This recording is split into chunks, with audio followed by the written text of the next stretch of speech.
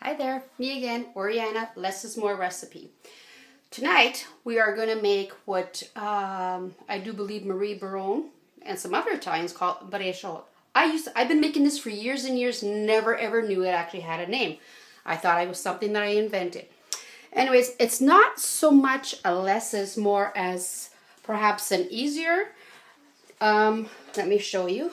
What I did is I went to my local butcher's and I picked up some fast fry. That's fast fry steak meat, very super thin. I'm going to show you right here. On this plate, this is the fast fry right here. On top, I've put prosciutto and just plain mozzarella cheese. Okay? Prosciutto is expensive, so what I do is I mix it up. I'll put prosciutto in some, I'll put salami in some other, and then you also can get prosciutto and salami that is actually made together, and you can put that in. And this is what I bought, if you look at it, okay? $6. I bought 2 packages like that. As far as the fast fry goes, at my butcher's, they have a sheet, you know, the orange sheet, and they put there's about 5 to 7 pieces of meat. So depending on how many people are going to come over, or depending how many people want to take leftovers home, which they always do, I'll ask for about 5 or 6 sheets. And 2 packages of that is more than enough, because you can cut them in half. You don't have to put in a full piece of prosciutto or salami or the other mixture. I salt the meat, but not a lot, because the prosciutto does have salt in it already. It's already salty. But like I said, meat likes salt.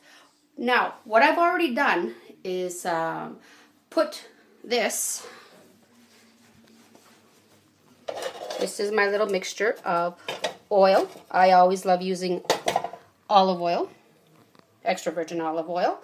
And in there, you'll see that I've shaved some garlic, and there's pepper. I've already put that in the oven. It's warmed up. Because what you should do with this meat, let's see, this meat right here. I don't know if you can see when I'm rolling it up. This one's a big one, okay? They're usually not that big, but you can make them that big. They're pretty much like this size. See the difference? Doesn't matter. Doesn't matter. They'll say, oh no, they all have to be the same size, so they all cook the same. Not in this case. This case is different. All right, so normally what you do is you got to brown the meat on all sides. Then you throw it in one of these non-stick, oh my gosh, I'm just, this thing, forgetting what I'm talking about, okay? So what I'm doing, instead of putting it in a frying pan and browning them, I'm doing it this way. I'm using just one dish and only one dish. I've already put that in the oven, so it is hot. So I'm going to use my tongs here, and I'm going to pick up my meat and put it in.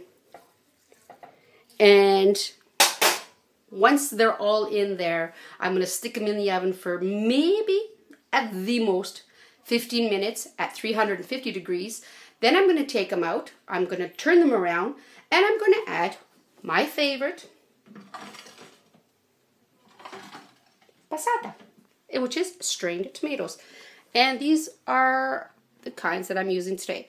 Molesina or Aurora. Probably both, because I like it nice and not tomatoey. I just like it nice and dippy. Good for the nice crusty bread afterwards. So that's it.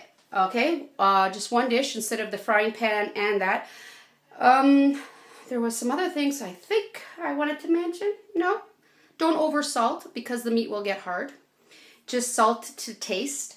You can add pepper, like I added pepper. You don't like pepper, you don't have to. Again, add whatever you want. If you like hot sauce, add hot sauce. You can throw onions in there if you want. You can actually even throw in fresh tomatoes. I prefer my passata. I like jarred things.